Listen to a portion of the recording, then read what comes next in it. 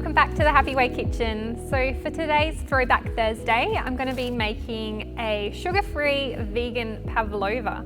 So for the ingredients, I'm going to be using chickpea water. So I've just used canned chickpeas and drained the water from that.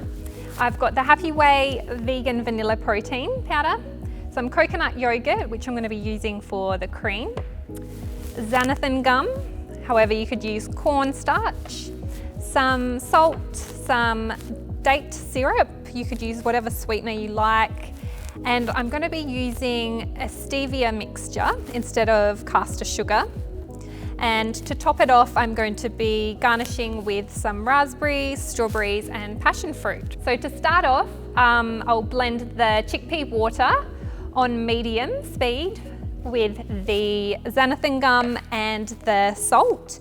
So I'll beat that for about 3 to 5 minutes until the peaks start to form.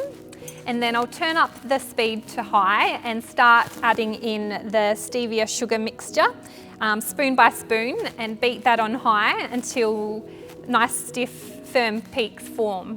And then I've preheated the oven to 120 degrees and I'll use a lined baking tray. I'll scoop the mixture. I'm going to be making small mini pavlovas today. So I'll scoop the mixture onto the lined baking tin and I'll bake that in the oven for about 45 minutes and then allow the pavlovas to cool down.